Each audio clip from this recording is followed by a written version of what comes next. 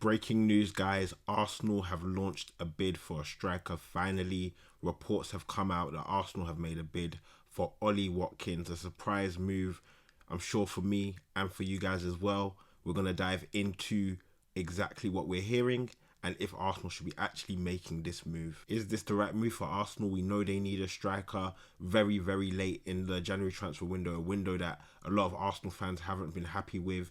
But this was a shock, to say the least. As mentioned, Fabrizio Romano coming in with the information that Arsenal had a bid rejected around £60 million. Obviously, before the Champions League games for both teams, a major shock. Arsenal have been on the hunt for a striker. Watkins wasn't one that we had on our list at this present moment, from my understanding, but he was one that Arsenal have had an interest in for a long time, and it seems now that they're trying to make their move. They may potentially see an opportunity with Duran at the club as well. There is talk about him moving, Watkins moving. I'm sure Villa wouldn't sell both, so one will potentially go, as was the case in the summer where there was a number of bids for Duran. He looked like he was moving to West Ham. That deal didn't happen in the end, and both strikers stayed. They have shared minutes across a number of competitions and in the league. But now it seems like they've probably been brought to a head with both players attracting interest. So we're going to get into Watkins. Obviously, we know the player very, very well. He scored against Arsenal a number of times. He is an Arsenal fan. But what has he been doing this season? What will he bring to the team? What is his profile like? And again, is he the right striker for Arsenal? So as mentioned, Ollie Watkins, Aston Villa striker, has been performing for quite a while for Aston Villa, has been at the club now 4 years, coming up to 5 in the summer, has delivered pretty much on a consistent basis for them. 10 goals, 5 assists this season. Even this season, it looked like he was maybe having a slower start to the season, wasn't firing at the same pace that he normally had. If we look season by season, we can see 10 goals this season, 8 assists the season before. The season before, 27 goals, 13 assists, and then 16 goals and 7 assists for him as well. So performing on a consistent basis for Villa is what he does. He is able to create as well. Link up play, very, very good. We saw that in the most recent game that Aston Villa had. He was very pivotal for the assist that he gave for Jacob Ramsey. And so he has that ability to link up with players. Is he the most creative? No, but he seems to always find himself in direct contact with a goal, whether he's finishing it off or he is assisting. We'll move on to FB Ref, which gives us a little bit more information about his player profile. As you can see, all-round striker, again, high on the list with the ability of assist, 93rd percentile.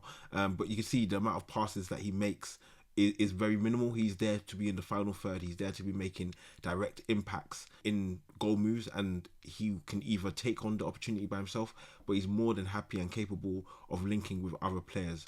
One of the things that Arsenal would definitely like is the progressive carries. Watkins is a player who previously has played on the wing in his career, has the speed and strength necessary to carry the ball to a good level.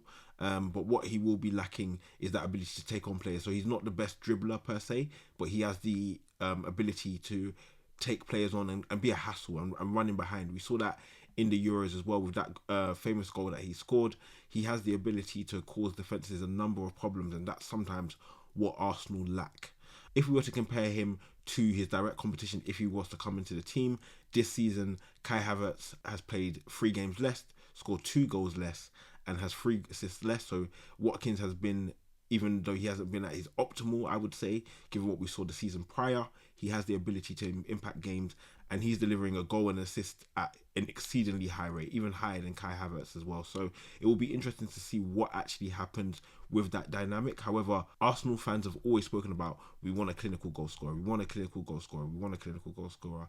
And Ollie Watkins, to me, he's many things. A really good striker, but I wouldn't say he's clinical. And so I'll take you to Understat, which is a great website, gives a lot of insight in terms of how players are performing. And if you know me, I'm a data buff. I love looking at data and looking through what we can intel from it. And one of the things that we can definitely see through Ollie Watkins' progression with Aston Villa, and something that's a consistent theme, is that he underperforms his XG. So the expected goals that he should score every season, he's underperforming. So for example, this season, he has an XG of 13.84. However, he's only got 10 goals, so he's underperforming his XG to the highest level he has in an Aston Villa shirt. And Arsenal have spoken about having that clinical goal scorer, that bagsman, who's someone who's going to put the ball in the back of the net. And Watkins definitely has that ability, but is he going to be the person to have one chance and finish it consistently? I don't know that, and the stats kind of lead to that being a case as well. Another thing that Arsenal will need to take into consideration is that he's consistently, for the last 3 years, overperformed in his expected assists. So the chances he actually creates for players, players are finishing them at a higher level than you would expect. Is that going to continue in the Arsenal team? It's yet to be determined. Aston Villa normally have late runners arriving in the box. Arsenal have had that previously as well. If they can do that, then I don't see a reason why this can't sustain. However, I don't see him hitting the heights of a last season per se. So what do I think of the Ollie Watkins deal? I think with Arsenal being so late in the transfer window, this is a move that if they can pull off, they definitely should. A proven striker in the Premier League who's going to get you upwards of 15 plus goals a season, if not higher, can definitely contribute in the link-up play, has the strength, the speed, the stature. Yes, he ticks a lot of boxes. Issue will be the fee, if Aston Villa will actually agree, given the bid has already been rejected. And him being 28, he is in the latter stages of a bigger deal like this. 60 million is a lot to play for a player who is over the age of 28. So Arsenal would need to take into consideration if this is the right move for them at the right stage of the project for them. I would say if you can get it done, get it done. We need someone with the quality of Ollie Watkins who can add to the firepower that we have. And I think he would fit in quite well with Arsenal. Would he be my number one choice? No, but he is a damn good choice. But we'll see what happens in the rest of the transfer window. Guys, I will keep you updated on any big moves or any big rumours. I'll catch you soon. It's been EDA. Peace.